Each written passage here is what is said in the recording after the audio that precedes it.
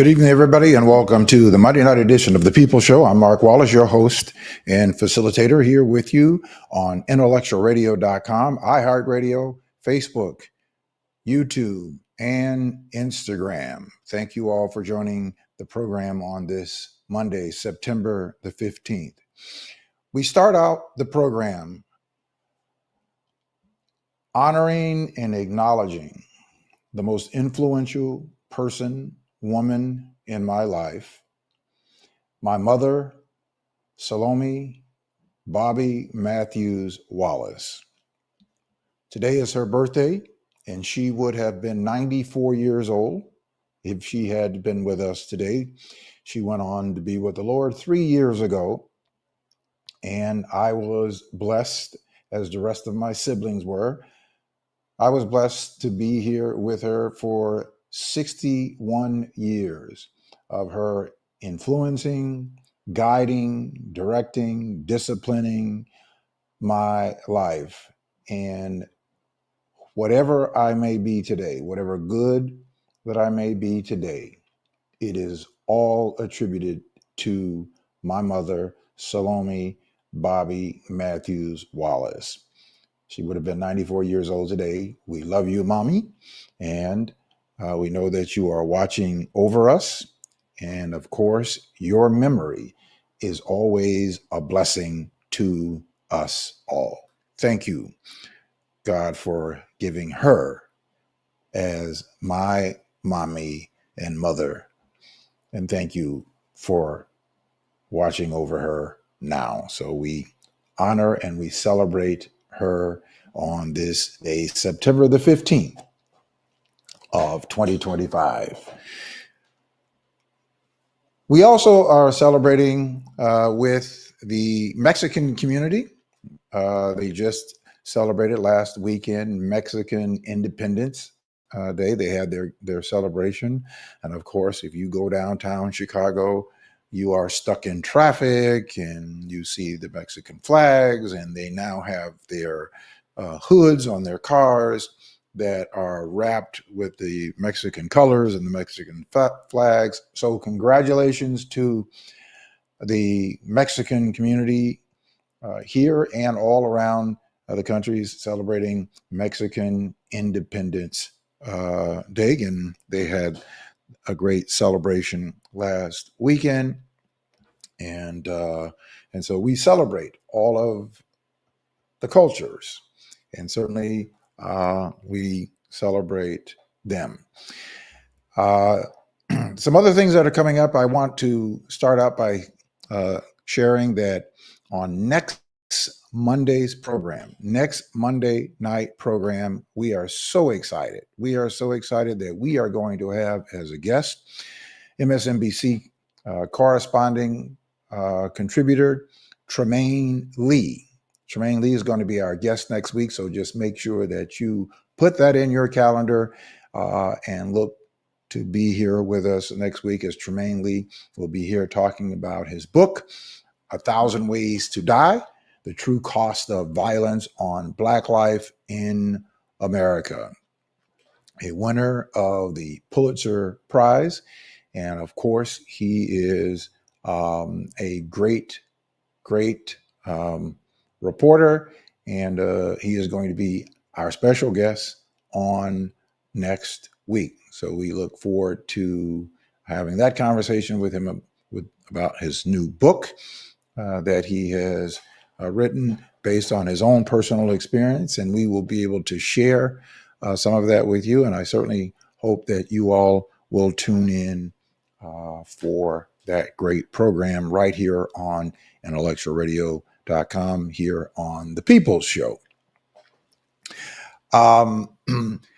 You all saw my post earlier today in the promo for tonight's program. And we watch the news, you watch the news, and in watching the news, you hear a lot about violence and crime in the news. There are 22 minutes in a typical half-hour news cycle. And And 98% of news broadcasts start out with some negative story about something that has happened, um, usually some type of violent story that started, and it consumes a great deal of the 22 minutes in the half hour of news. There is 8 minutes of commercials. Of course, they have to pay the bills, but in a lot of the news cycle, we hear that it is mostly negative. And then, of course, when we hear about the Black community in the news, mostly it is about negative occurrences that have happened somewhere in the diaspora of our communities. And on most news cycle, now we represent about 11 to 12% of the population of the United States of America. There are some 44 million Black people in this country. We live here in Chicago. Black people as a whole get up every single day. And I wanted to talk about the positives. No, not any particular story, but I wanted to talk about what our norm is. And what our norm is that we get up every day.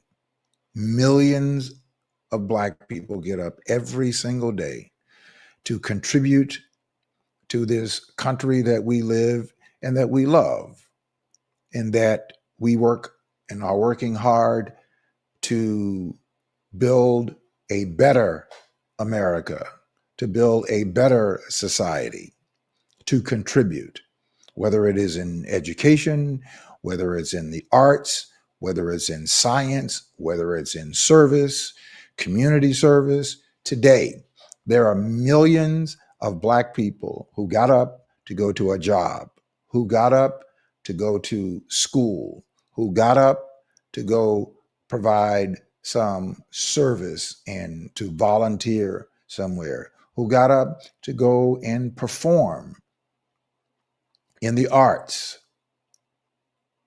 Every single day, there are millions and millions of deeds and acts done by Black people in this country that never get spoken of on a daily basis.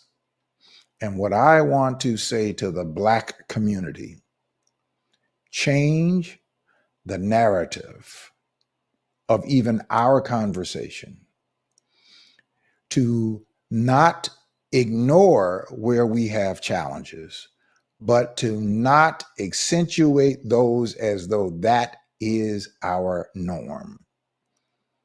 They are not our norm. Our norm is the great work that we get up, that we do every day, just as the great work as our foreparents did to build this country for the people who are here, who are enjoying the wealth of this country off of the backs, blood, sweat, and tears of 246 years of free labor of millions of people that we will never know their names. We need to change that narrative. And so that is one of the things that we're going to talk about tonight, the positives.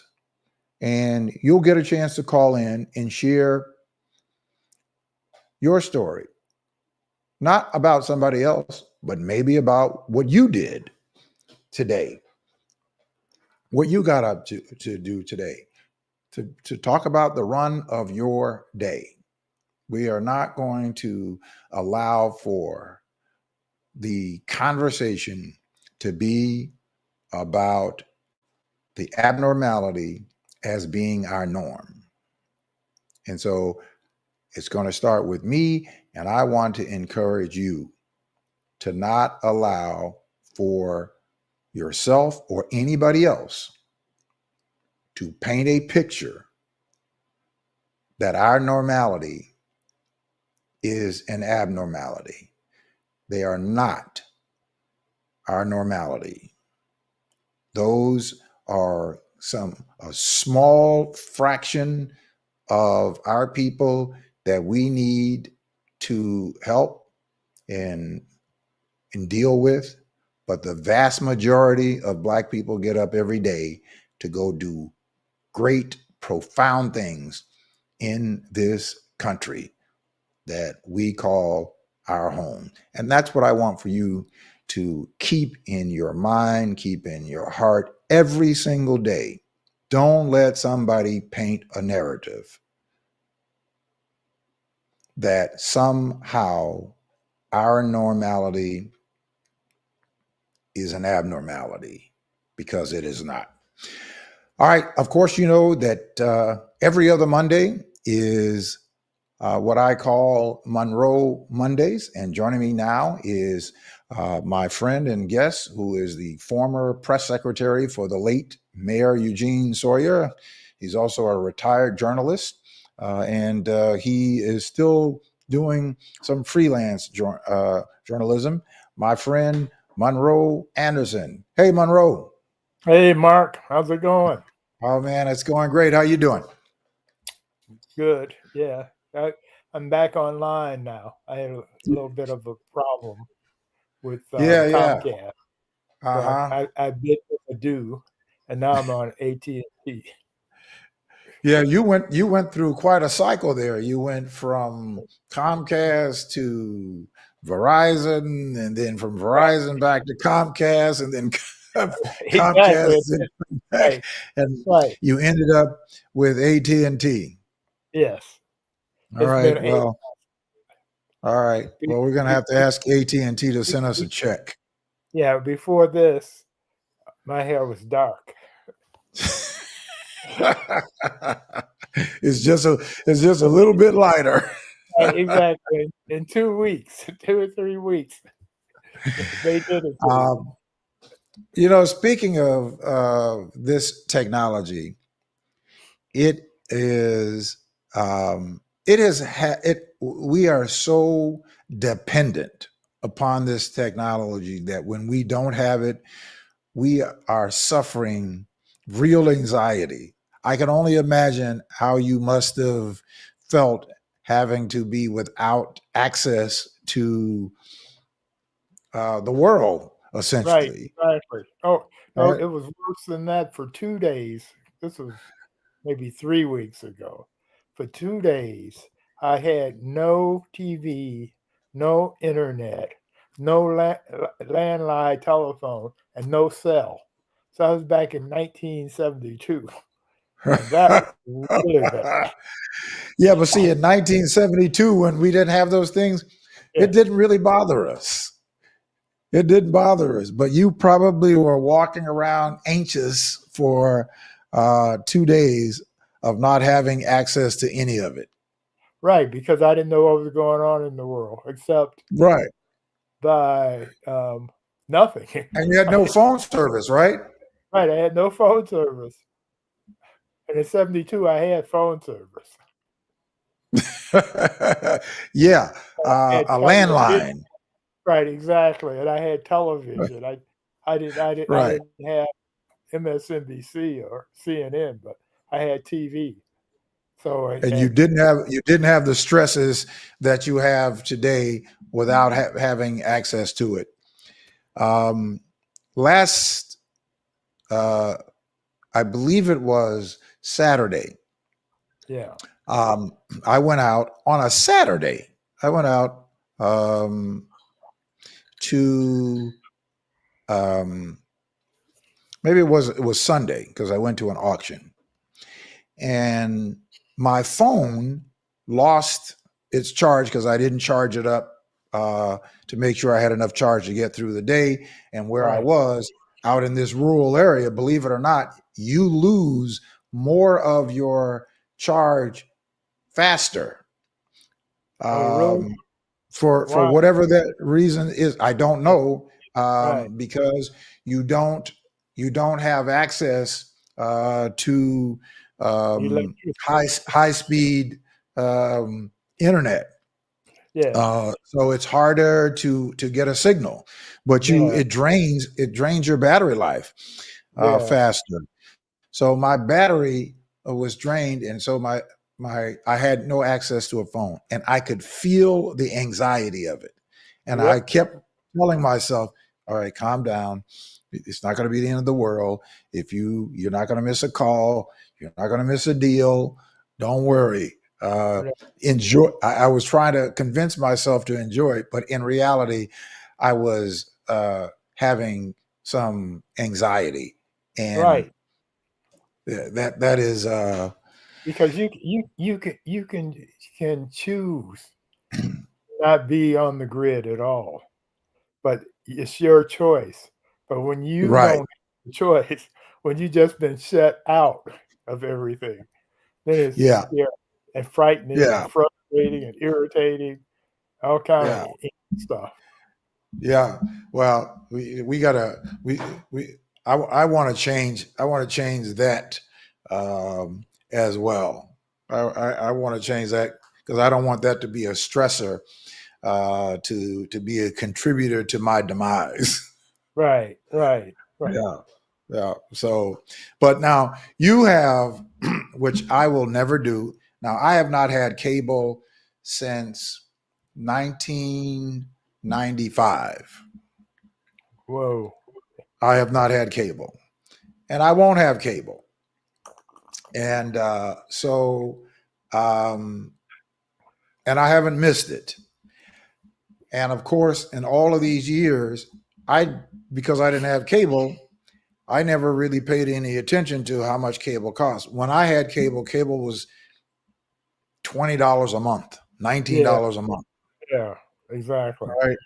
Then, yeah, Uh, you could have yeah for 19 or $20 a month, and you didn't have your telephone or your internet and all that stuff. None of that stuff was tied together. Now you all have this bundling right. packages, and of course And, they well, right. But the other thing is that I've learned is that between the city and the state and the county and the feds, it's like almost $100 in taxes on these bundles. yeah, Yeah, right.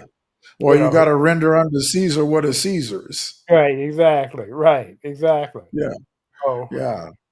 Right. So you got to give them theirs for having access to all of that stuff. But when I heard somebody told me to tell me that they paid $200 a month for cable, I thought, you have got to be kidding me. Who does that? Um, and a friend of mine had a tenant who wouldn't pay their rent and didn't pay their rent because they had to pay their cable bill because they have to have cable. oh, let me tell you what my cable bill was. It was Comcast. Uh-huh. Yeah, I had a landline, I had a cell phone, I had, TV. Oh, and the cell phone wasn't on Comcast, that was additional, that was, Verizon. Anyway, my bill was $427 a month. $427 a month to Yes, watch TV and to surf the internet. and to surf the internet. Yeah, and to have a landline in case the cell phone went down.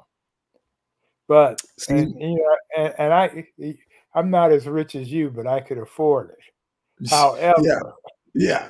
I Yeah. thought, I was getting ready to say that that's what happens when, you get into a certain income bracket that I guess you don't really pay attention to.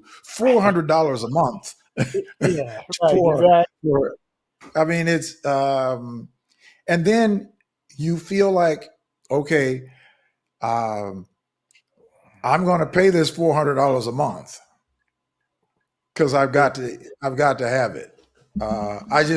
I just refuse. I just refuse to do So it. it's not so much that you. What they do, what Comcast does, is they just jack you up every chance they get. They raise the fee.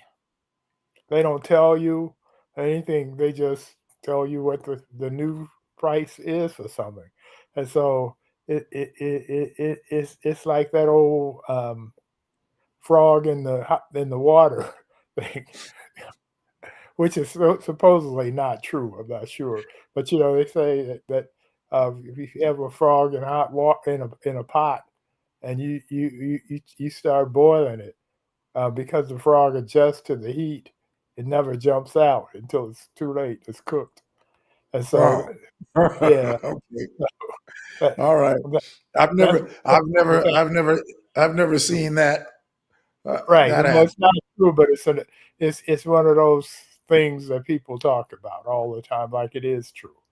But it's Yeah, been proven that at some yeah, point it gets too hot for the frog gets out, which is what yeah, I did with Comcast. It got too pricey for me, and I said I got to get out of here. yeah, yeah. All right. Well, you got a better deal with AT&T.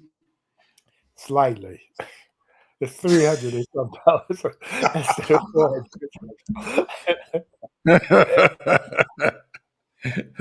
You can go Because out and have a you can I, go out and have a steak now. yeah, right, right, exactly. I like to watch movies. Not I go to the movie theater maybe twice a year or something like that. I do Hmm. all my movies. I wait until they come on TV, and I watch it that way. Uh, uh, um, I need those various streaming company services. Well, The I have that, and I don't pay a cable bill. I well, don't any movie that I want to see. I have this yeah, streaming service that I can see all the movies that I want, and I don't have to. I still don't pay. Uh, I don't pay yeah, $100 a month. yeah. I know that's the Tony Soprano service. No, no, no, uh, no, no, no, no, we no. got, It's we had a I don't streaming have an service that illegal fell off the service. back of a truck. No, no, no. I pay a bill. I pay a bill. It's just not $300 a month. It's not $300 a month. I mean, I, that's painful just hearing it. Just painful just hearing it. All right, let's get into some news of the day, and certainly uh,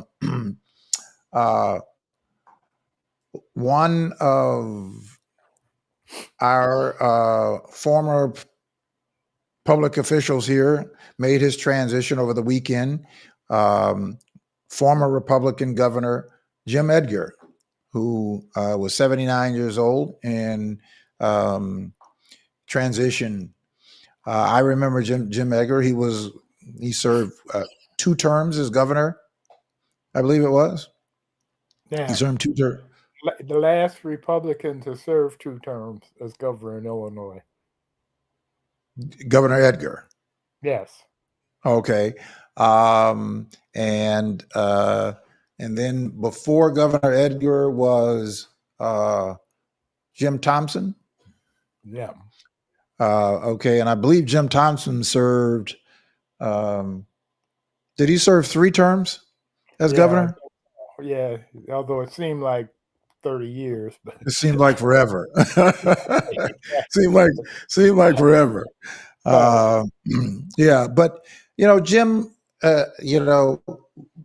I'm a Democrat, um, and Jim Edgar was one of those people that I saw as a very decent man. And though we might have had some, I'm sure we had some political ideology differences, it was not what the climate is today. He was a very decent, likable guy. Yeah. When he was when Jim Thompson term ended and Edgar took over, uh, at that time I was on the board of the Illinois Broadcasters Association, and every year in Springfield, um, there would be a a party at the governor's house, a reception for the Illinois Broadcasters Association. So when Jim was governor, when Thompson was governor, uh, that event was like a party. The booze was flowing. It was good food. It was in the governor's mansion. It was very nice. When Edgar became governor, no booze at all. And if media people, two things if you want to know about media people that you should know. No, that's A, they love free stuff because people give them free stuff, and so they expect to get everything for free. And secondly, at least back in the 80s and 90s, they love to drink. And so there was no free stuff, no little gift bag or anything like that from the governor, and there definitely was no booze at the reception. So the reception lasted about 29 minutes or something like that. I can't remember. Girls got their pictures taken, shook hands, got the hell out of it. No drinks. What is this? Like Kool-Aid. What is this? Is that maybe that's why I don't have a lot of company because I have no booze in the house. Yeah, I don't, that I don't, that could be. I don't drink. Yeah, I know you're a teetotaler. Yeah, yeah. I know you. That's Yeah, that's that's why I haven't been over your house yet. You've been to mine, but I yeah, haven't no, been to yeah, yeah. Nobody's even asked to come over. right, right. Exactly. Okay. Yeah, yeah, let me see. Do I go to church or do I go to Mark's house? Uh, Yeah. well, well, you So might give yeah, me a wafer and a shot of wine at church. yeah, yeah. You can do communion and get a little shot of wine. Exactly right. Yeah, if you did communion here, you get some grape juice. Yeah, drinking is something that I have never had a desire to do. Um, I've never had a desire of what it was like. Not that I have anything against people who have a cocktail. It seems like you're enjoying some spirits, but and my wife, Oh, no, she. this is apple juice I'm drinking now. Oh, okay. So So my wife. be clear of mine when I talk to you. Otherwise, you show me up. So I don't think so. My wife, she drinks. I forget. Well, I think she drinks a. What do you? I can't even think of the name of the drink. What is that drink? They put the salt on it. Um, tequila, huh? tequila. Is that what they put the salt around the edge? Yeah, yeah. Okay. Yeah. Uh, it's called something, but anyway, she'll have Oh, that, yeah. and then I don't know. The salt yeah. is the best part of that particular drink. I've, Okay. All right. So yeah, yeah. right. So I've not had a thumb drop of alcohol in my life. I just never have had a desire for it at all. So You never even tried it. never, not even a drop. I've Well, not had. I've never had a desire to. I've never done that. I've never smoked a cigarette. The closest thing that I've had to a cigarette was one of those. You remember those candy cigarettes that used to mm, have? mm. You could blow a little bit of the dust off. That's the closest thing that I've ever had to a cigarette. So I started smoking cigarettes in between my junior and senior year in high school.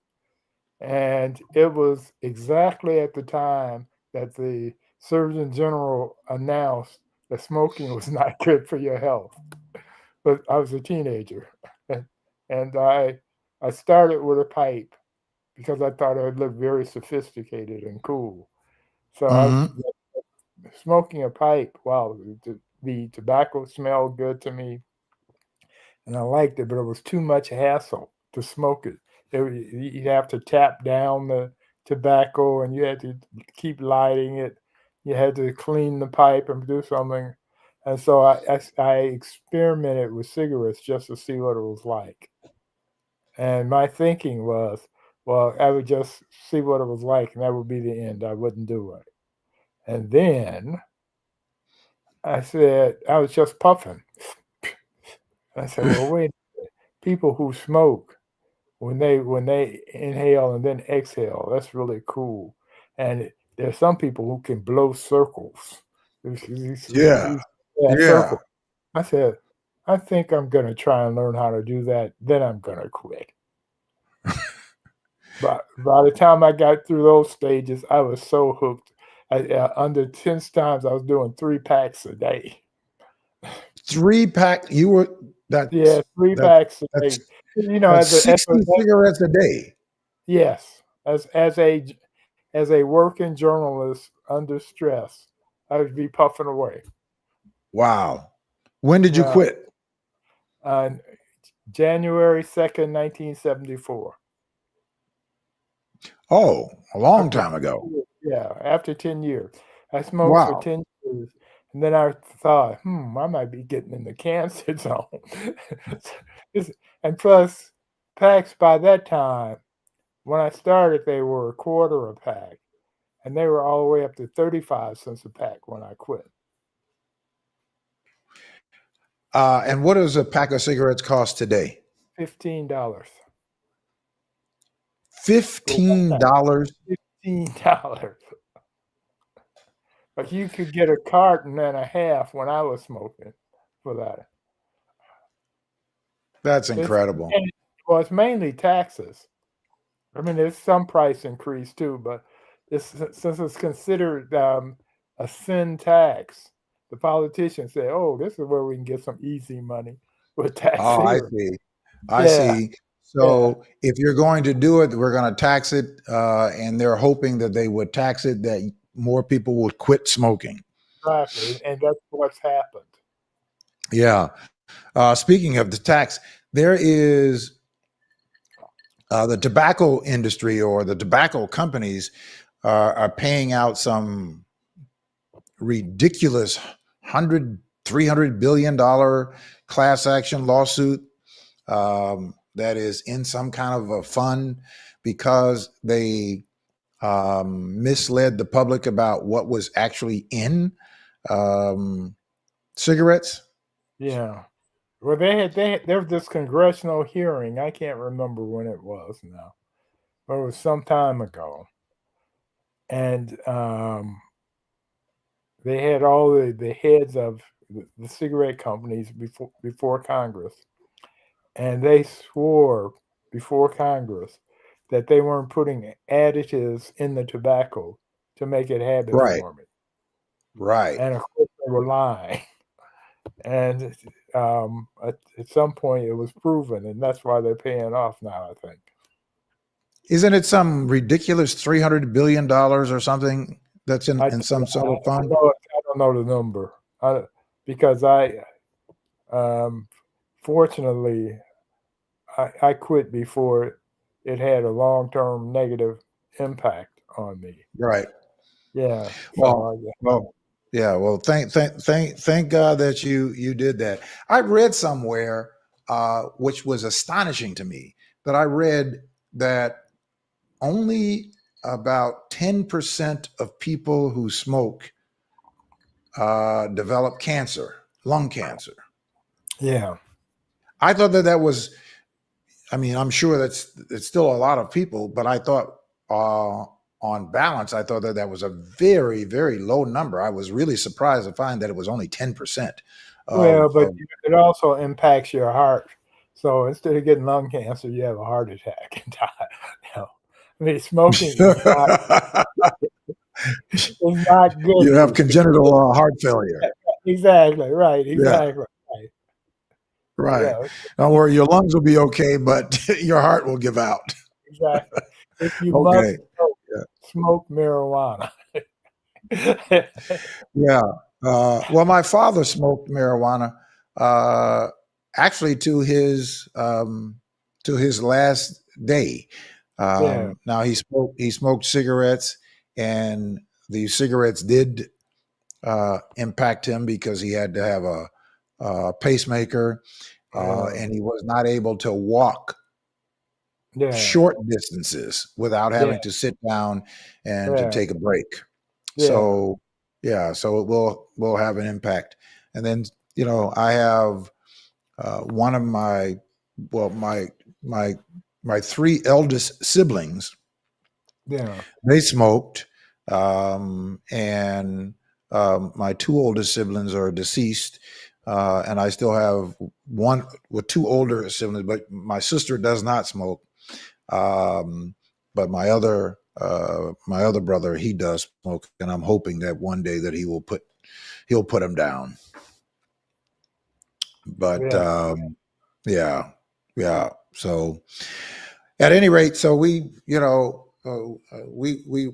all around there because we were talking about you went to cover Jim Edgar's, and he Oh, didn't have any booze available for you all. right. But Jim Edgar, I thought, I mean, and I chatted with him briefly. I mean, we weren't going to lunch or anything like that. But anyway, he was a decent man from what I could tell. As a governor, as a human being. I mean, yeah, he was a nice man, and and I wasn't aware of this. Because I wasn't paying attention, but he was very much anti-Trump. Um, Yes. right, and so that makes him okay with me. Period. Well, I'm not surprised because um, be, be, besides his political philosophy, he was a decent man. He was a decent person. Um, I don't think that I ever recall him saying anything negative about a political opponent. Certainly not. Uh, if he did, we probably wouldn't even recognize it, considering what we hear today.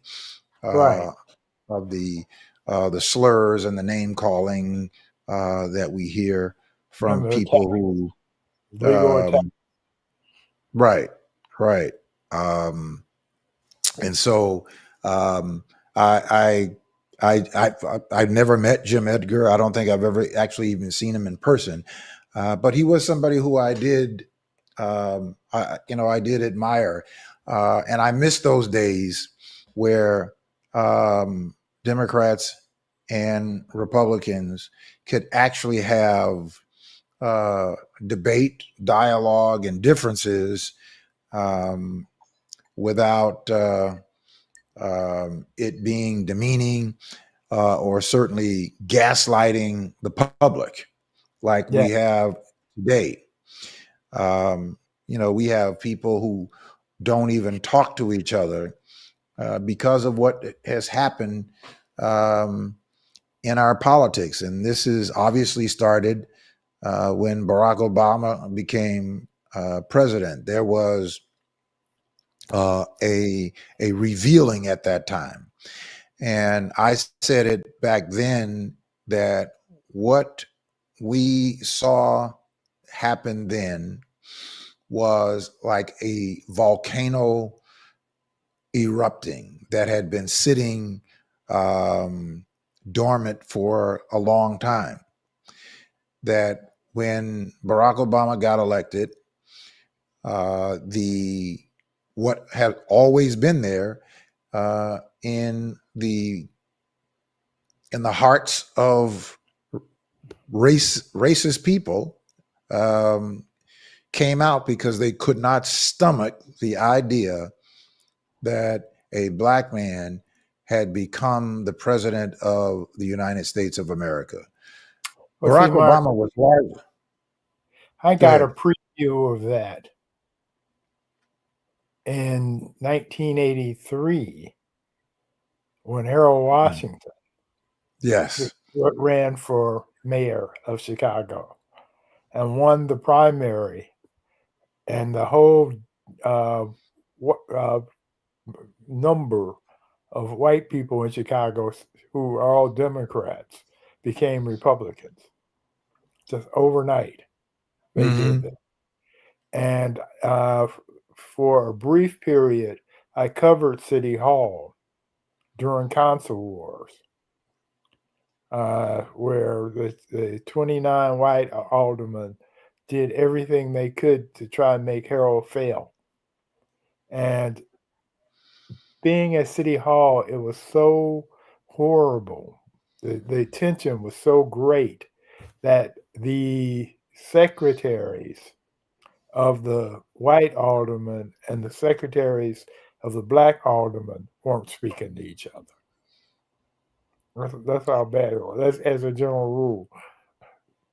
How It many was black, do you remember how many black aldermen there were at that time?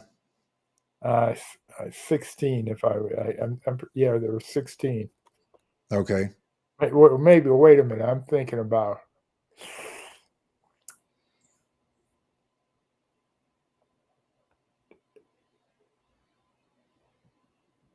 No, it was 6. I think.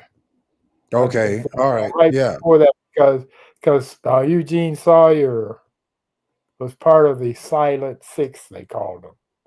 Mm-hmm. They just sat in the automatic chambers and did whatever they were told to do. When Richard J. Daley was Right. mayor, Right. and Jane Byrne came, it was pretty much the same. I can't remember it. Yeah, I mean it wasn't a lot of black aldermen at that time. Yeah. Yeah. But you're right that even back then, um, that you experienced it, which even tells it more, even more prevalent, that racism and the idea that race relations got better. I don't believe they got better. I think they just better masked them when their power was not at threat, Right, or their power or their privilege was not at threat. So as right. long as they had control of the power, that they didn't have to outwardly express their racism. They had all the power to do whatever it is that they wanted to do. So they could appease or pander to black people as though that they were. Well, except Um, in Chicago, that game wasn't being played. It was just plain old bare knuckles racism going on here back in those days. When Daley died, yeah. Wilson Frost, one of the black aldermen, was the president pro tem, and he was supposed to automatically become mayor, the way the law read back then. And the white alderman locked him out of a secret meeting at City Hall and cut a deal where they named uh, Balandic of the 11th Ward, Michael Balandic, the mayor, instead of Frost, because that was the way it was supposed to be as far as they were concerned. And so they were not going to give the power to a black man. Right. Exactly. Exactly. Because they had Even though that's what the law said. right, right, right. So,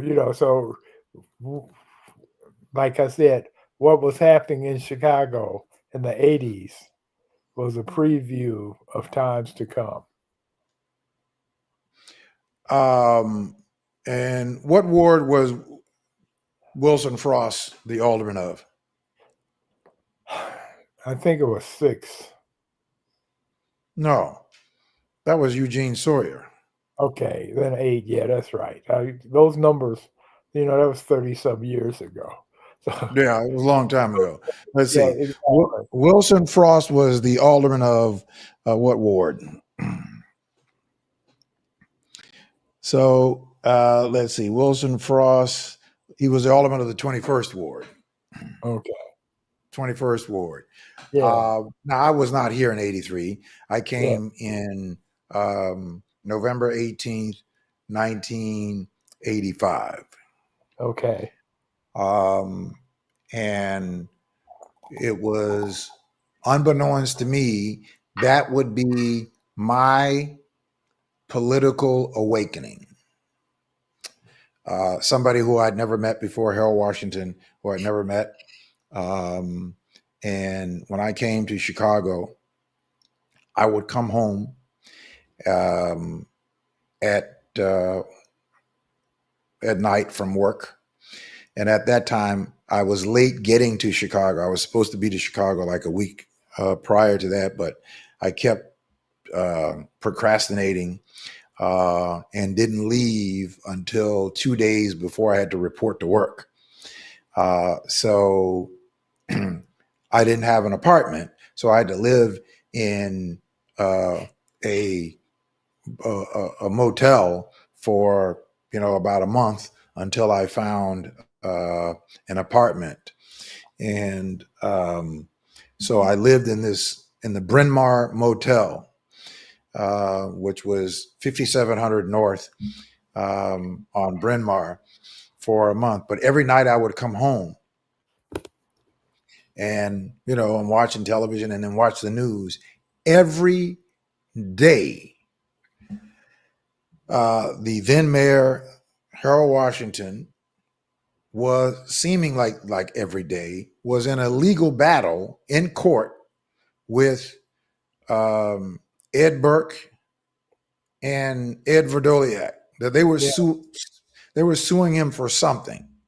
Right. So every day if it wasn't every day, it was every week for sure, that they were suing him for something. But in every one of those instances, maybe they won something or something, but I don't recall them ever winning a legal um, challenge to the mayor.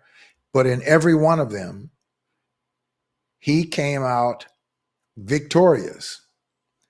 And that captured my attention to every day one hurrying to get home to see what happened with the mayor and those two white guys that were taking him to court every day, and he would come out on top of them.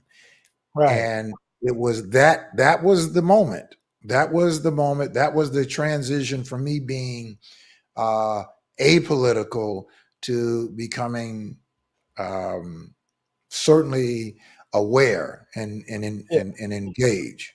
Yeah. So One of the white reporters told Harold at one point, he's interviewing him, and he told Harold that the problem that Harold was having was he didn't look like a mayor. To which Harold right, replied, "I look like the mayor because I am the mayor." But of course, the white reporter was saying, "Well, mayors are white, and they're supposed to look white. That's what we're used to." wow, yeah, yeah, well, uh I what do they mean he didn't look like a mayor? What were they referring to? But he didn't look like Daley, who had Oh, you been there mean 20 he some wasn't white? that meant exactly, well, he didn't look Oh, like the mayor. And that's okay, what okay. Harold said, "I am the mayor. I look like so I look Yes. like." Yeah, yeah. Yeah. It was so I interesting they were saying, well, and at that point, mayors did look white. The thing that amazed That's me because they were white. exactly, right, exactly. The first Yeah. black mayor of a big city. Um, it happened at the same time in '68, and it was Mayor Hatcher, Richard J. Hatcher from Gary, and God, I forgot the name of the mayor who became mayor of Cleveland. Same Right. year they got elected, but that was when blacks got to be mayors of major cities. Period. And those were major cities, but at the time Harold became mayor, then that was a big deal. In fact, during the election, the race, it was so vicious that both Time and Newsweek magazine had their cover stories on Chicago's ugly mayoral race. Yeah, I don't remember us I don't remember it being covered down on the East Coast, down in Florida. Um, the mayoral race. It was not covered. It was not reported Yeah, down in that part. Um, but when I got to Chicago, I quickly. I mean, it was a quick shift of me being captivated. I mean, literally captivated by just the awesome um, gravitas of Harold Washington.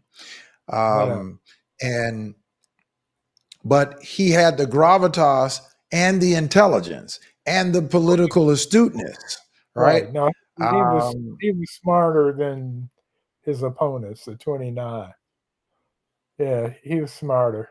He outsmarted them. For yeah. example, the white wars were as racist as the 29 aldermen who headed them. Uh, and so it was sort of a rah, rah, rah, show that man what it's like Mhm. to, to not be in his place, basically. Uh, Right. and these guys are blocking all the progressive stuff he was trying to do. So what he started doing was going to the wards, the white wards, and holding a press conference and talking about um, they needed new gutters and sewers uh, in certain areas. So Hmm. he would have this press conference there and talk about how he's trying to get some legislation through that would change this sewer system here. It'd be a puddle of water, the water be standing in it or something. But the uh, the alderman from this ward um, won't back it, and Right. and that tactic overpowered a lot of the racism. Not all of it, of course, Not but not it's all of it, but I think that that was pretty genius. yeah, Um, right, and and of course, I you know I probably watch I probably watch or read something about Harold Washington, um, if not weekly, every other week, and I am astonished. I am astonished that um, the the this current mayor, his predecessor, I am absolutely astonished that these are people who would invoke his name, but they look nothing like Harold. Now they will never be Harold. That's not what I'm suggesting. But when you have the privilege of having someone that has come before you to benefit from their experience, I would be Harold Washington. If I were mayor, Harold Washington would be my political Bible that I would be studying every day and every night, like I study my spiritual Bible. But there is, it's astonishing to me that Brandon Johnson, who I want for him to be successful, Yeah. who unfortunately, even if he is doing anything good, unfortunately, he does not connect with people. Whatever, he has completely lost it. Whoever his handlers are, he's like a deer in headlights. And there seems to be this big river in terms of his connectivity between him and the Black community. In every conversation that I have with people in the public, it is not good for Brandon Johnson. Yeah. I think that I call it political. What's the word for it? Negligence. I call it political negligence. When you have, and of course, Harold Washington was only the mayor for 55 months. And those 55 months were the most transformational political period of my entire life. And in terms of my engagement as a political advocate, now I'm not a politician or a public servant in that way, but certainly my advocacy, I try to learn from his approach to governing in terms of that advocacy. And people who happen to have the privilege of being in public office, because it's not easy to get in public office, but have the privilege to be in public office. And it is also an awesome responsibility to take it as lightly as I am observing Black people here in Illinois. Do you know that there is no other state that has as many Black people elected to significant political office than I we have know. in Illinois? No. We run it here now.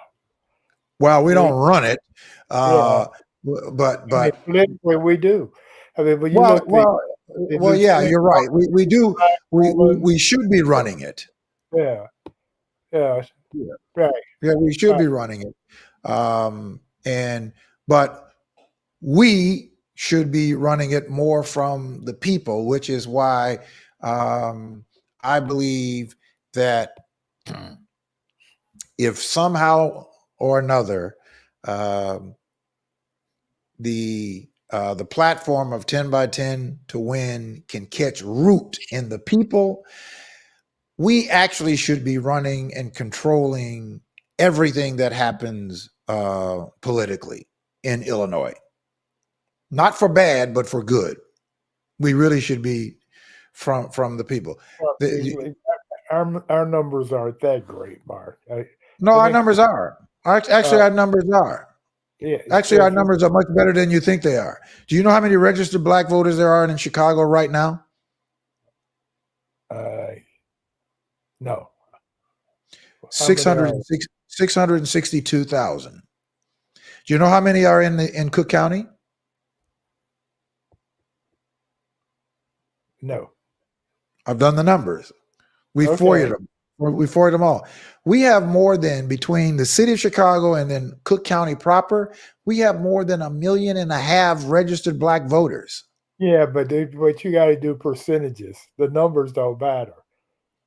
What do you mean percentages?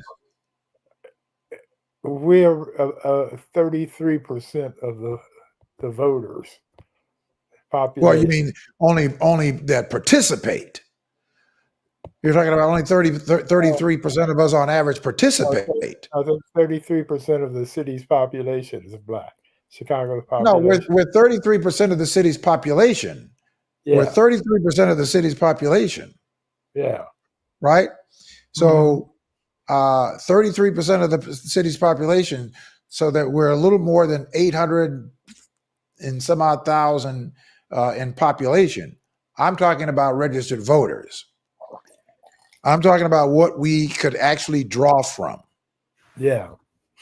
If we just had 1/3 of the registered voters that we have as a block, that we worked as a block, we could select, slate, and elect the people for public office, whether it was local, statewide, or even the federal offices. If we were to exercise that power, then we have real power, because the people who actually have the power are the ones who can control the people that they put in office. But we don't do that. What has happened is that we are fractionized. So our votes are manipulated by somebody else. In other words, Tony Pretwinkle, uh, Fritz Kagi, Danny Davis, or whoever, they should not be determining who our candidates are.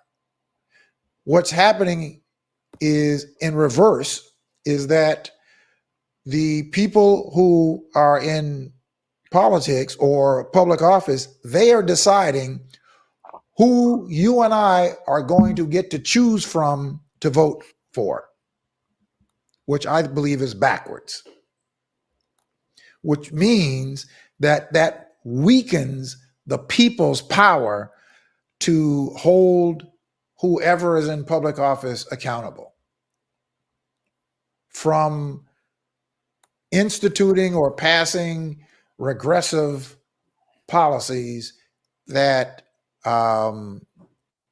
disproportionately disadvantage our communities.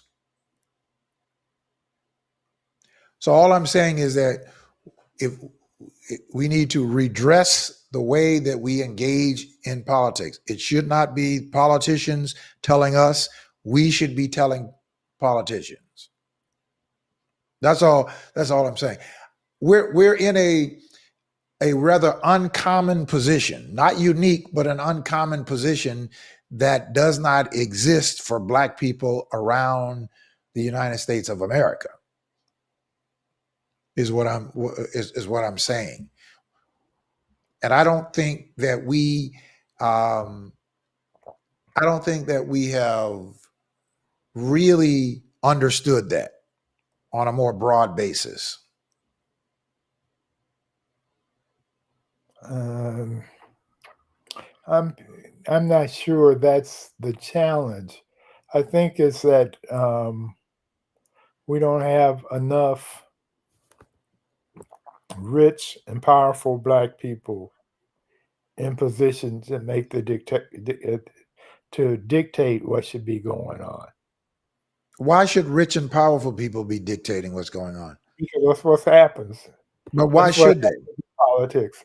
That's But it should not. politics. But it should not be. That should not be. It was That's never. It was. the word. It should never be designed that the rich and powerful dictate to us what's going on. Why do we need to have rich and powerful Black people when we have? We don't need it, but they do. The ones who are rich and powerful do, and they buy their politicians. They buy what they want. Yeah, and they also compromise the rest of us. Yeah, they do. They Yeah. do. But unless there was some really commanding personality who was committed to that idea that you're expressing now, it's not going to happen. And a lot of times, Fred Hampton was that type of leader, so they killed him. Well, that's that. Now you just get to my point. That is why I believe that it has to be institutionalized beyond a personality. It has to become institutionalized for the masses, that if in fact they decide to pick off whoever might be Who? in Wait, leadership okay. at the time. Who institutionalizes it? How does it get institutionalized? Well, we just like we've started it, just like we have started uh, to organize 10 by 10 to win. The people institutionalize it. It's not institutionalized by any one personality. I think that's a mistake to rely on a personality rather than building this from the grassroots, from the people. Let's just take, for instance, a union. Yeah. Right? Let's take a union. One of the most significant unions that we have here, that most people can identify with. Let's just take the Chicago Teachers Union, right? Okay. Pretty influential, fair to say. Yeah. Okay, that's an institution, Yeah. but it is also led by a president, right? Uh-huh. But the president doesn't dictate to the body. The body tells the president of, or they get into whatever their form of organizing or agreeing on what they're going to support. But it's not the president dictating to the body. Okay. Okay. Put a pin in that. Okay. You have been complaining about the current mayor. The body of the teachers union dictated that he be the mayor. In a large degree, yes. Yes. And so that's just because uh, the body dictates, it doesn't mean the body gets what it wants. That's the point I'm making, is that in politics, there are all sorts of factors. And one of those factors is that he who has the gold, GOLD, dictates the goal, GOAL. And that's the American way. Okay. Well, okay. Now you So, put a pin right there. Now, okay. because I'm going to push back a little bit. Okay. Um, a little bit. Now, in the context of what you're talking about, he who has the goal, who are you Yeah. referring to as the he having the gold? Whoever has to go, the rich, the people with the money. No. Okay. All right. So I'm going to Right push back. I'm going to now, here and here. then I'm going to the push back. I'm going to push back there a little bit. okay. Now, um, if we organized, if we organized a block of voters, and I'm going to use a smaller number of Yeah. 200,000. I Okay. want for us to get to 1,000,000. But let's say that we organize 200,000 Yeah. within Chicago and Cook County.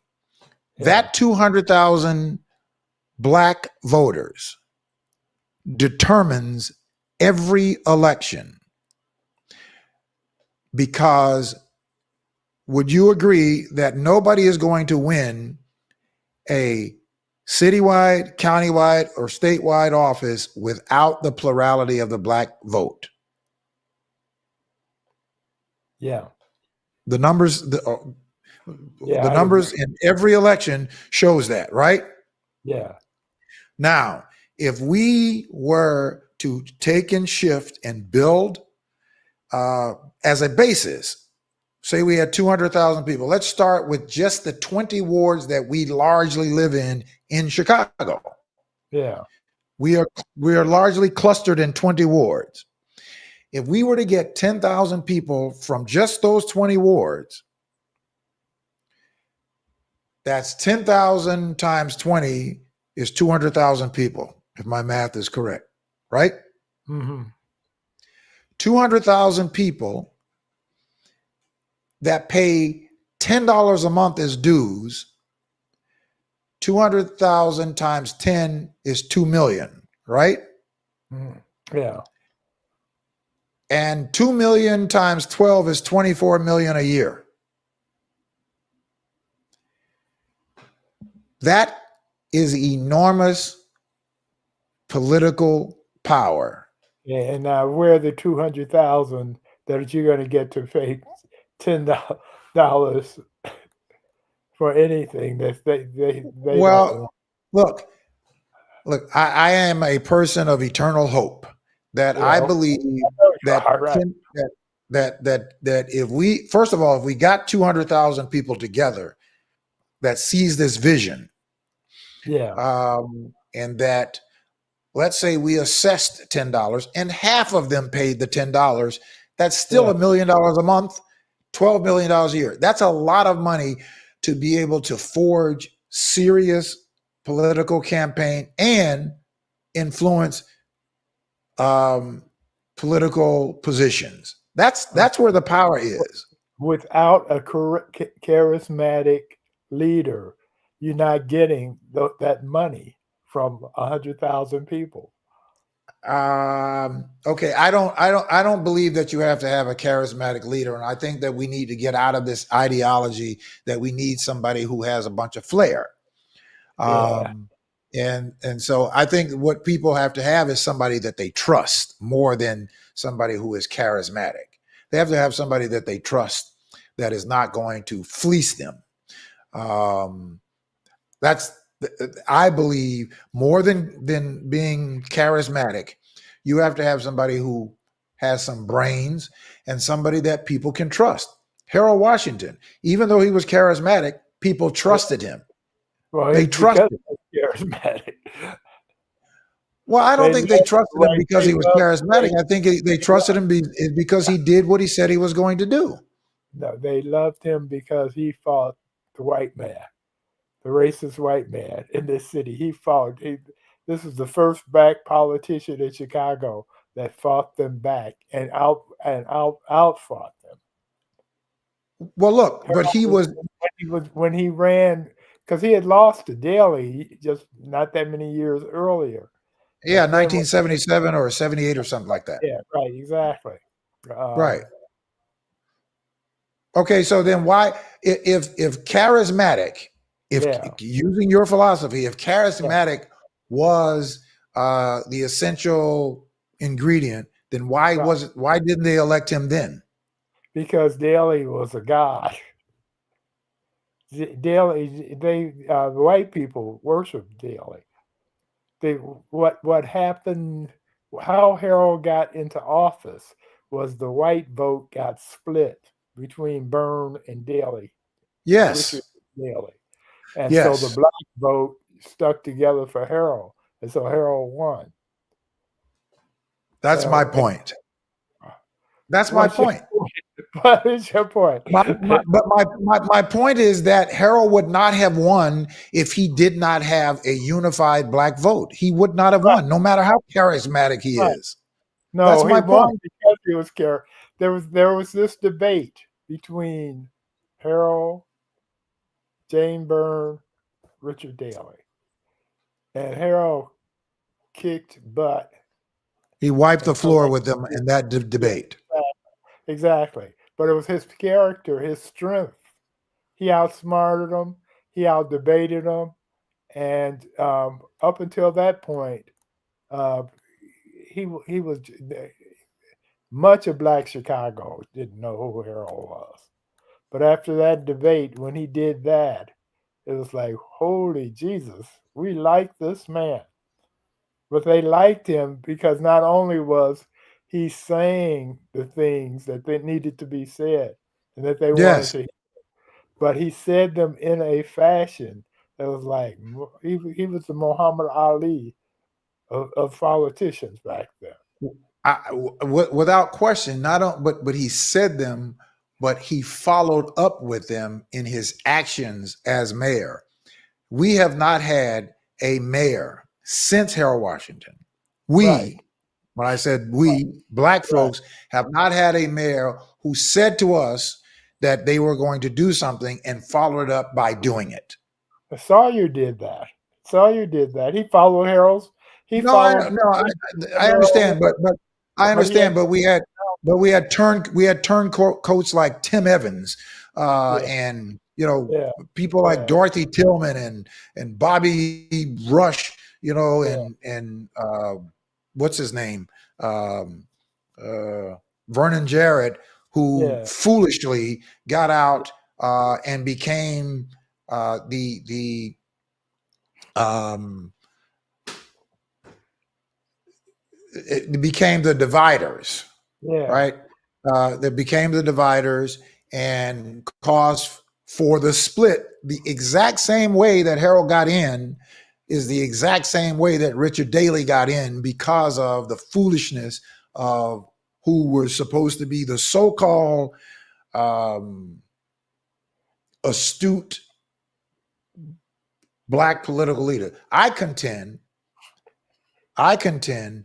that there were some black people who did not want a Harold Washington. They just had to go along with it because the train was already out of the gate, and they had to get on board. yeah, yeah. Of course. Now some of the black aldermen were that way, who And were, I think they were happy, not that he died, but they were happy to be a foiler, not to support Tim Evans and to not Tim Evans, but Eugene Sawyer, and yeah, to give us Richard Daley, who we had for 23 years, um, and we've been at the back of the bus ever since. yeah. Okay, So yeah, okay, Mark. We're gonna have to do this some more. I mean, talk about this some more. I yeah. I I need to go get some groceries for dinner before the grocery store. All right, or folks. or I'm gonna have to come over to your house and get something to eat with no booze. Well, if you No, okay with a little fresh lemonade, now listen, I make quite a picture of lemonade. So and it's pretty tart. So you you'll be okay. And my wife is a very good cook. yeah, okay, She loves all to right, do it. All right, okay, all all right, right. folks. Yeah, Monroe so Anderson. yeah, and I plan to be back next week. That's Yeah, something next week else. we're gonna have a great Yeah, conversation yeah, with Tremaine Lee, who's going to be our guest next week about his new book. So yeah. we'll be back here, and you'll be back here with me, and we'll have a great conversation with Tremaine about his book and his own experience. Okay. That's going to be a great conversation. All right. Okay. All right, All right. all right, okay, Okay. all right, All right. folks. Monroe Anderson, thanks so much. We'll talk to you next week. All right. All right. All right, folks. That was a great conversation. I always enjoy talking to Monroe. Monroe served as Mayor Eugene Sawyer, the late Mayor Eugene Sawyer's press secretary, as well as he is a journalist in his own right. And of course, Brother Salim Muakil, I see he has joined the program tonight. I hope to be able to have him to come on that we can chop it up at some point in time, because this is another astute brother whom I respect tremendously, who wrote about Harold Washington in the book, and I still actually have my copy of that book signed by Brother Salim and those who contributed in that book.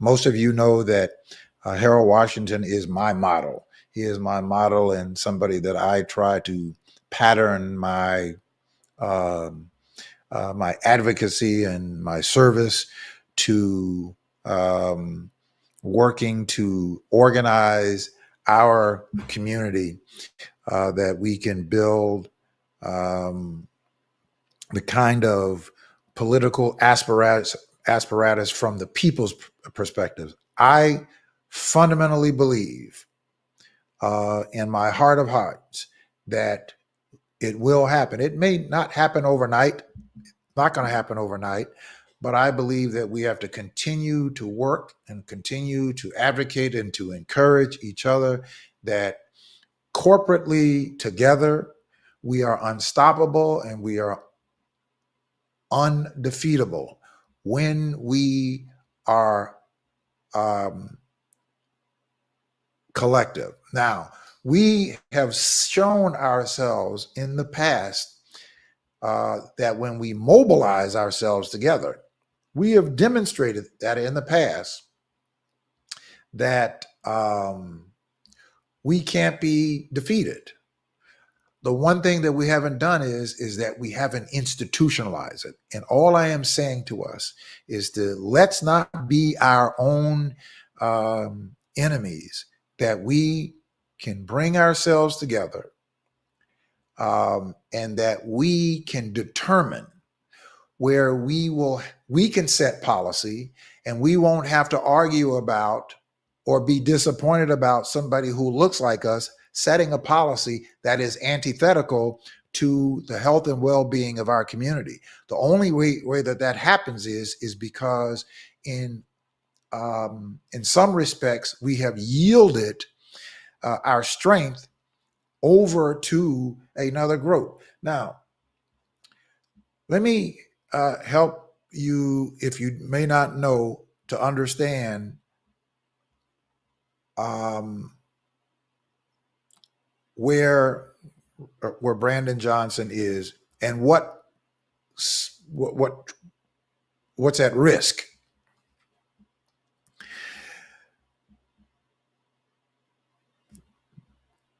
Brandon Johnson and Stacey Davis Gates and other members of the Chicago Teachers Union, they formed what is called the United Working Families.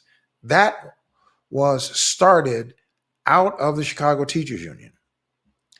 And that group, they are well over 400,000 members. Most of them are not from the Black community. Most of them are from the Hispanic communities. I had never really paid much attention to the United Working Families until they became very prevalent in the election. And watch them organize and watch them work. So I decided to do a little bit of investigating. Wanted to find out who the United Working Families were and where they came from. And so I started attending a couple of their meetings. And you know where the first meeting was that I attended? Was at the Chicago Teachers Union. That's where they held their meetings. So now, I'm not criticizing the United Working Families. I'm not criticizing anybody. What I am saying to us is to let's not fight each other. Let us become collective with each other, that we can then determine and have the power to dictate, to one, select the people, because many of the people there, we didn't select them. We just had to support them because the alternatives were worse. Many of the people that we have in public office, whether it's here locally, whether it's at the state level, we did not select them. We allowed for the people who are in public office to select them. I fundamentally believe that we need to reverse that cycle, and we, as the body, need to determine who the candidates are. It might be you, or it might be somebody that you know that should be a candidate that we could slate and elect to a seat. And when we do that, that is where you really have the power. The power is in who controls the people who gets to the seat or gets out of the seat. When you have the power to determine who is going to go into a seat and who is going to leave a seat, when you can demonstrate that kind of influence, you send a message to the rest of the elected diaspora that we have organized ourselves in a way that we have never been, and that we have become a force in a way that they cannot take for granted. So that when any one of you or any one of us leading any of the areas of concerns, from education to economics to housing to health to mental health to criminal justice, whatever the issue is, whoever is leading that, when you go into that chamber and you're having a conversation with the people who we, the people, have elected, they must take account and they cannot compromise us. Because why? Because we have the power to determine their fate. And nobody in a political office or a public office wants to lose that seat. So what does that mean? That means that they have to govern towards those issues that are important to our communities. When I came to Chicago, there were, I think, 2 poor white communities in Chicago. There are no more poor white communities in Chicago. And there shouldn't be. Just like there should not be any poor black communities in Chicago. When I look at the conditions of Inglewood, which are changing, and I look at the conditions of areas like some areas of the West Side and some areas of Roseland,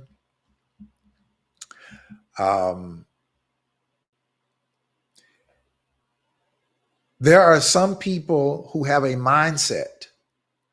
I'm not talking about us as voters or citizens. I'm talking about people who are in positions of decision making. There are some people who have this mindset that is just the way that it's supposed to be. No, the conditions of our communities that are not good are not the way that they're supposed to be. They are the way that they are because they were produced that way. They were produced that way. And the only way that that is going to change is that we have to change. We have to we have to move away from this ideology of throwing rocks and names at each other, because most of us know what our communities need and what we want for our communities. Most of us want the same thing. I know that out of frustration, we tend to take certain positions that are not always advantageous to the redevelopment of our communities in the areas that we need, like in housing, or certain policies that people are passing on our communities because either we don't really understand them. So we have to, if we are going to make public policy be more advantageous for our communities, we have to function differently than we have been functioning, let's just say, for the last 40 years. Meaning that we have been fractionized. We, on many occasions, are going and operating in these different silos that people who get into positions of power take advantage of that fractionization. So what we need to do and what we must do is that we have to, as Kwame Ture would say, that we have to do it properly, perfectly, and consistently. Band ourselves together. And certainly a strong sect of us, and to demonstrate to the rest of the diaspora just the kind of power that we have right in our hands if we corporately use that strategically to the benefit of the masses of our communities and not just for some preferential few.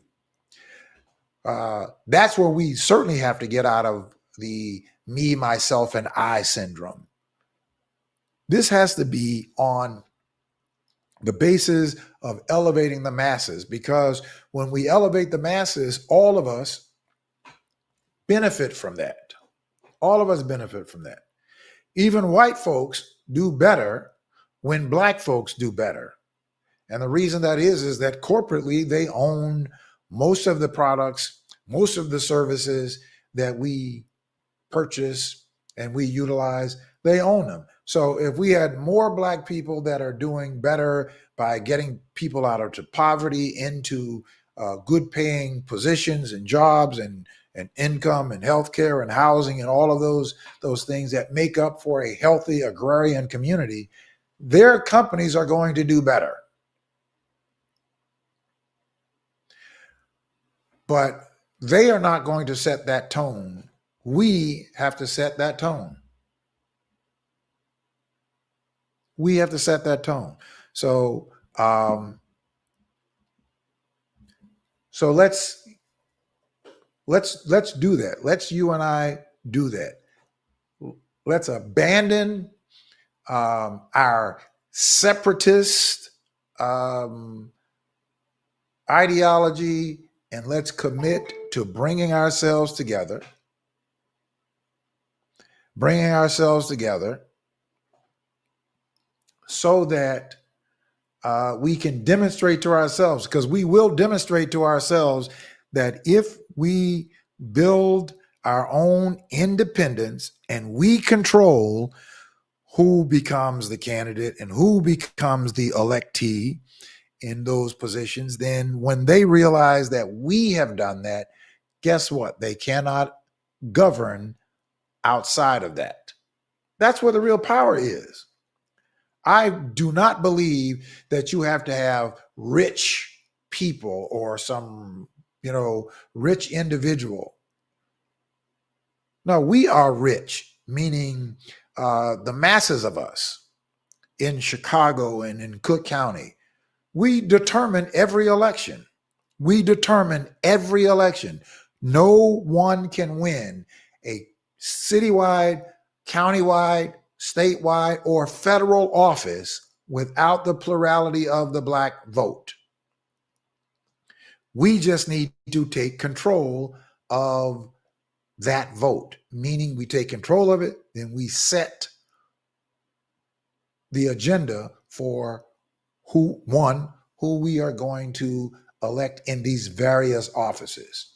And when we can demonstrate that, we get to set the agenda. That's the way that the power structure works.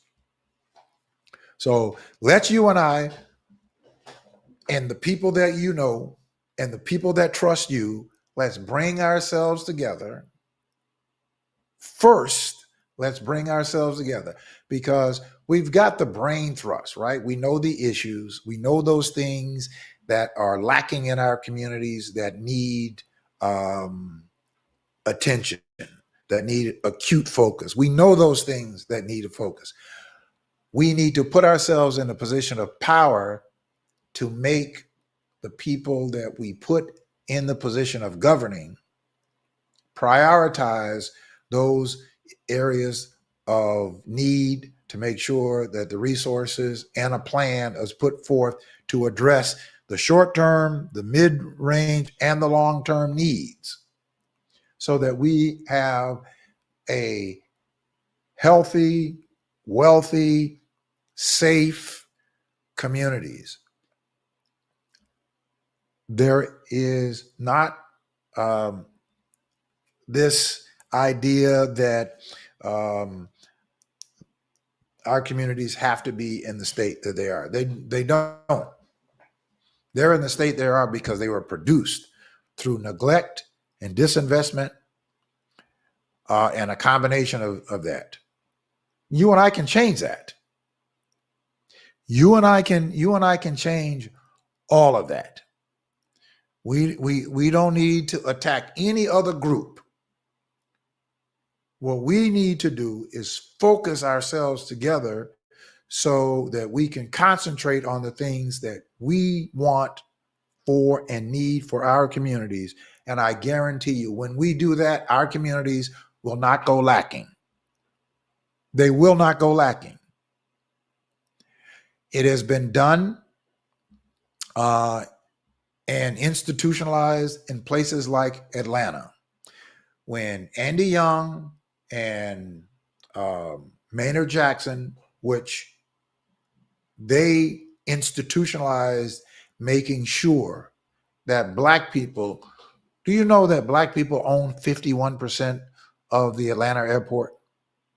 They own and control it. That was set into place, but that took some time to put together because you had Andy Young and Andrew and Maynard Jackson that succeeded each other, but they institutionalized it. So if you go to Atlanta, anywhere in Atlanta, and you see contractors in Atlanta, some of the same contractors that work here or bigger companies that work here, you go to Atlanta, you will see a difference in who is actually working in those jobs, on those various jobs. You know why?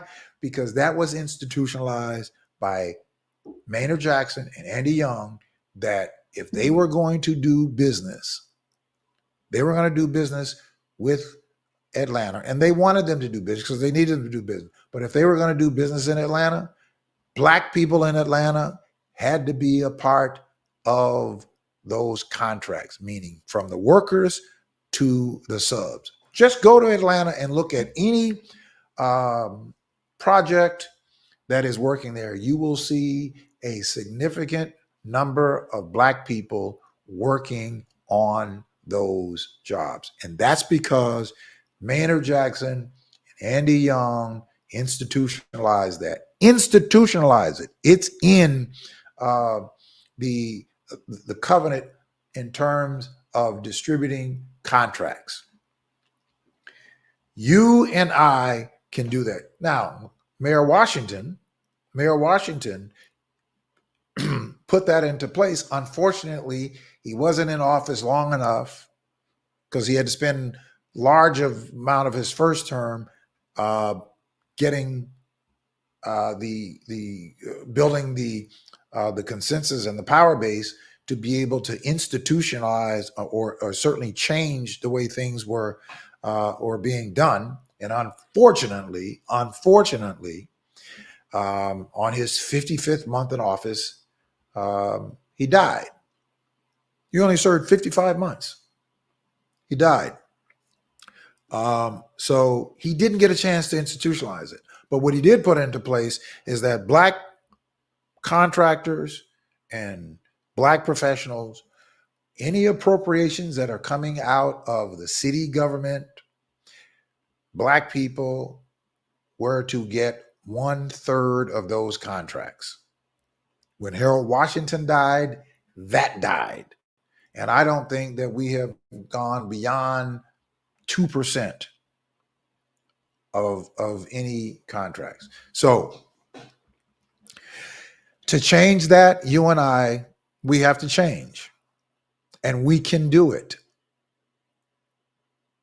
We can do it. We have the wherewithal to do it. We have to make up in our minds to do it.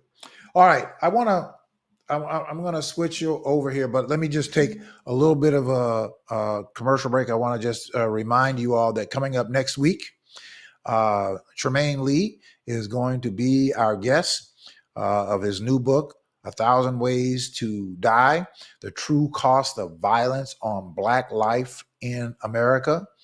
Tremaine Lee, the winner of the Pulitzer Prize, he is going to be our guest. Tremaine Lee is a correspondent with MSNBC, and he's going to talk about his own experience and what was the motivation for the book. So please make sure that you join us next week for that great conversation with Tremaine Lee.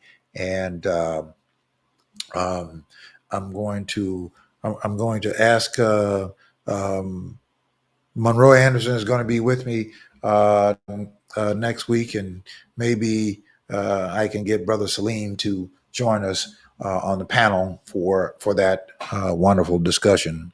I will ask all of you all to reach out to um, your network and ask them to join us.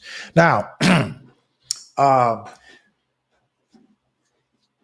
I started out earlier in the program saying that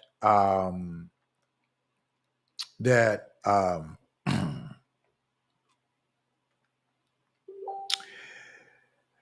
we see in the news quite a bit, right? There are 22 minutes. There are 22 minutes in news.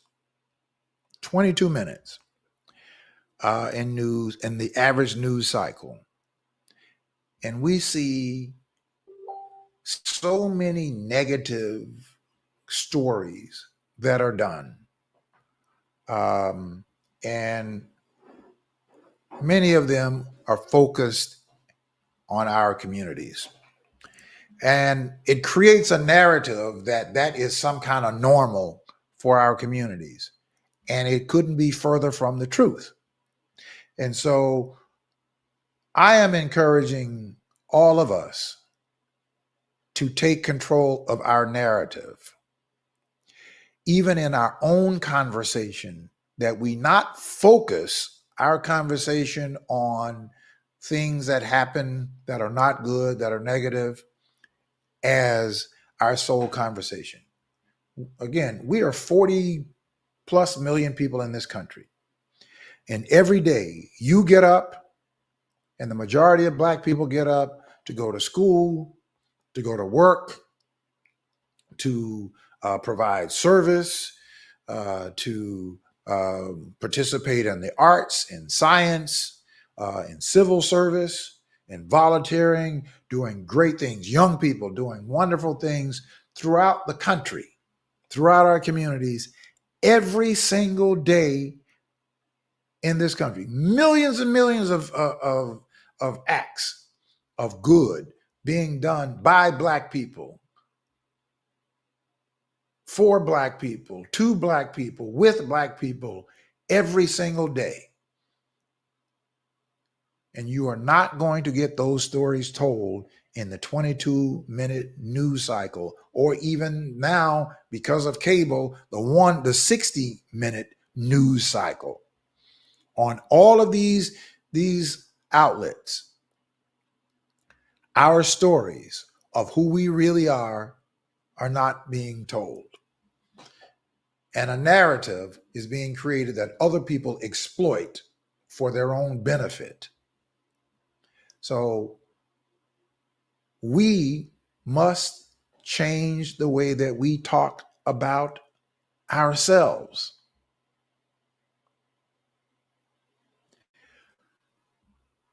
And yes, we have to deal with those areas that we are challenged with, or people who are challenged in our communities. Like, we need to be mindful of what adjectives that we assign to people in our communities that are challenged,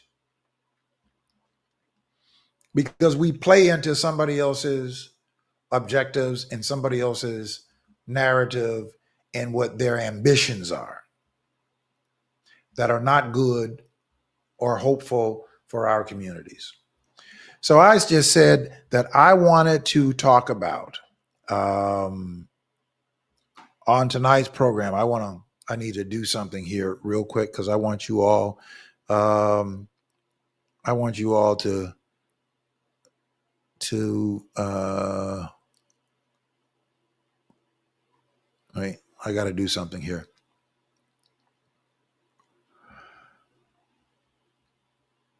I'm updating some, because I want you all to call in, and I want you all to share some of your to share some of your stories. Um, How can I do this? Hang on just a second. Um, uh,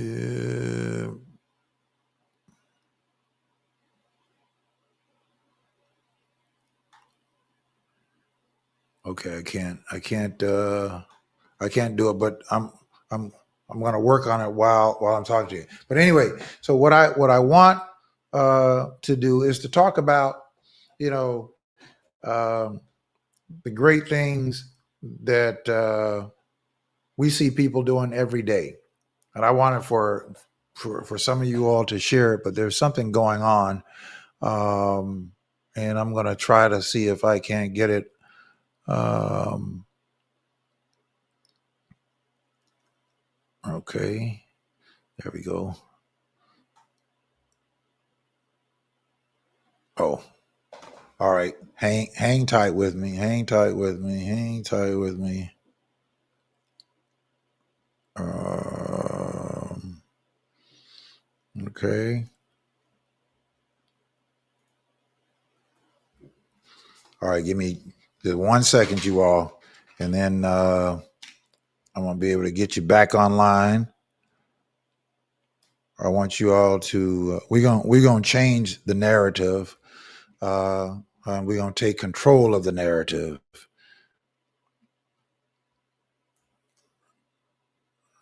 That's what we are going to do that. All right.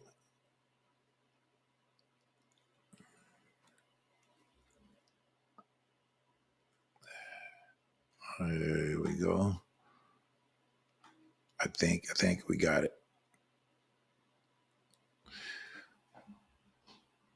Okay. I think we got it. There we go.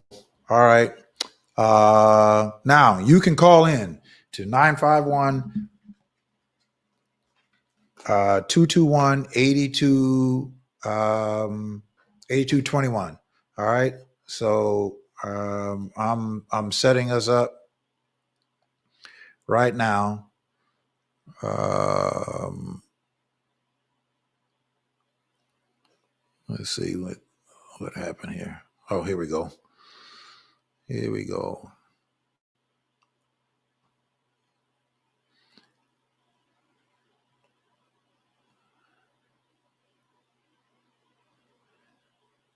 Okay.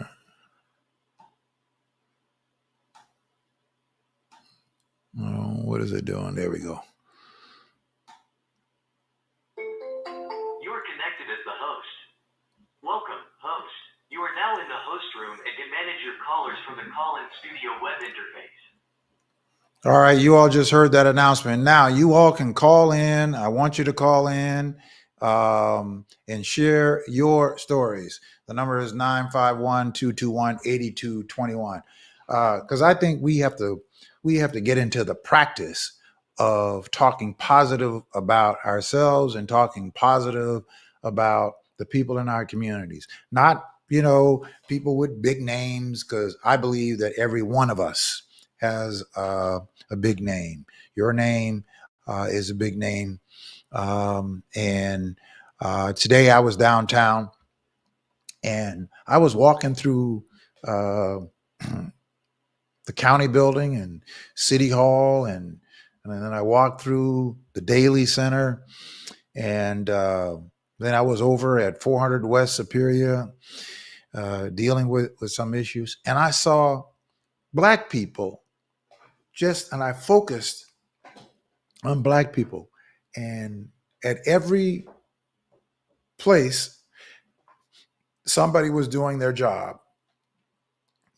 At the front door, the security people were making sure that people were safe and that sort of thing. And then there were clerks that were directing people and helping people get to the areas that they needed to get to. Black people, I'm talking about. Then you go to the other sections. There were clerks who were helping people to file their cases at the Daily Center. And now, if I saw those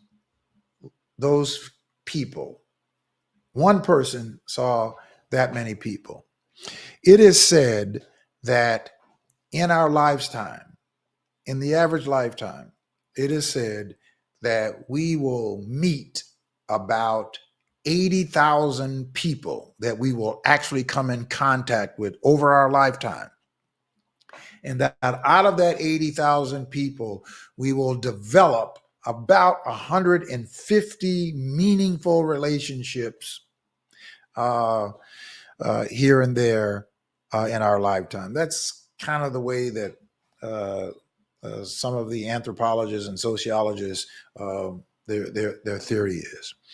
And so you will run across people every day in your life that you will pass on the highway of life that you will never come in contact with again. But there are about 150 people that you will have meaningful relationships with throughout the average lifetime. So in that 80,000 people that we see in our goings and comings and that we intersect with are doing wonderful things. In most of your interactions, people are doing great things, whether it's flipping a hamburger, whether it's making up a bed, whether it is helping you to fill out some forms, whether you are getting your driver's license or you are going to pay your bill, your taxes, or you're going to get some information from some public place, or you're going to a restaurant, or you're going to a clothing store, wherever. There's somebody who is providing the kinds of attention that you need. Now, I know that, we don't have these conversations on a regular basis. We're usually talking about some stuff that, is to the other side, that's more sensationalized. I know that it ain't really sexy to talk about great things that Black folks are doing every single day, because maybe their names are not blazing in the horizon. But what I want to put on our minds and on our hearts, that let's change that, the way that we use this little member, our tongue, about each other. Let's make that conscious effort and decision, not just the effort, the decision to change the way that we talk to and about each other, and that we allow for others to talk about each other. Don't allow for them or somebody who really does not care about the health and well-being of us as a people or our communities. The old saying is, nobody is going to care more about you than you. We have to care more about us than we allow for somebody else to suggest that we don't. And we do. I know that we get frustrated at some of the things that, and sometimes we get a little bit in despair, but don't fall into despair. Don't allow for the abnormalities to become normal. Don't adjust to abnormalities as normal. In other words, that what we see that it shouldn't be, don't adjust to that as though, oh, well, that's just the way it is. No, we need to change it. And then we need to work together to bring about the changes that's needed, wherever it is. If we have to help some parents, if we have to help our neighbors, as we once did when I was growing up, I'm 60, I'll be 65 years old in 2 weeks. Growing up as a child in the 60s and in the 70s. And this actually was something that over time it came out of slavery, because coming out of slavery, we had nothing but each other to be depended upon. And so we had to be the stand in the gap. So as a child, if we didn't have bread, sugar, or flour, my mother would send me next door to Big Mama's house, or to Miss Long or Uncle Joe or Miss Irene, who lived in the back. And I'm calling people's names of people who I lived with, or and next to and grew up with. That if we didn't have, Mama would send us next door. She would have called over to Miss Irene's house and say, "I'm sending Mark over. Can you give him, some bread? I'm out of bread." I go to Miss Irene's house. Now Miss Irene's fixing up the bread and putting it in, wrapping it up in the tissue or the paper towel, and then putting some foil around it, and then putting it in a brown sack. Now, while Miss Irene is doing that, and I step in the door, guess what Miss Irene is doing? Miss Irene is having a conversation with me, talking to me, asking me about whatever, my day and all this, and that we are having a exchange. And that didn't just happen with Miss Irene, it happened next door and down the street, all around our neighborhood. We were connected. We were interdependent upon each other. So it was no big deal for us to, for somebody else to know what we did or did not have. That was no big deal. It was no big deal for somebody to come to our house, because we exchanged that way. We interchanged that way. But it brought about a certain cohesiveness in our communities, that we were a community. We were a family. We might not have shared the same family name, but we were family, and we took care of each other. I believe that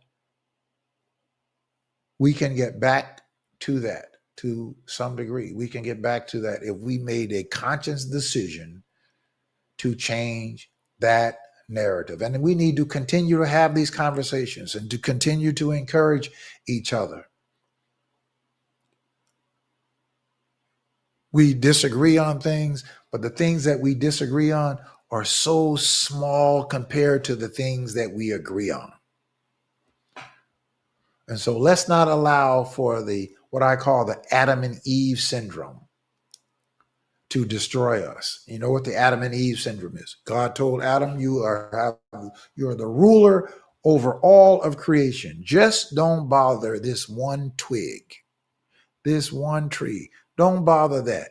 Rule over all of the rest. And Adam got distracted. And the one little tree that he told him, don't bother, and you can rule over all of the rest of creation. Rule over all of the rest of creation, not work, rule. But so Adam got distracted, and he started focus on all of the rest of creation as though it was a one little twig, and he focused on the one little twig like it was all of creation. So what I'm saying to us is, let's stay focused on the bigger picture.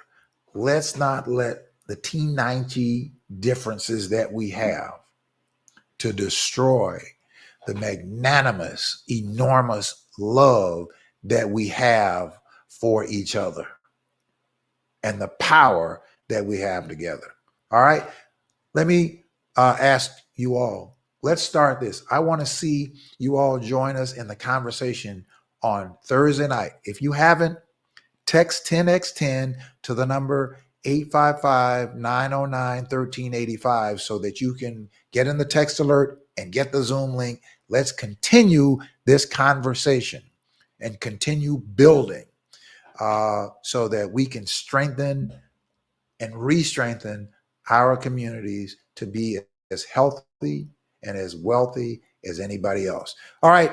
Look forward to seeing you all. Thank you all for tuning in. Hey, Karen, haven't seen you in a while. Thank you for being here. Brother Celine, Brother Mandine, and I saw Katie Lindsay, Carol Elmore, you're always there. Mike Burries, thank you all for being here tonight. Look forward to seeing you all. Thank you all for tuning in to the People Show on intellectualradio.com. We'll see you all next week. Good night.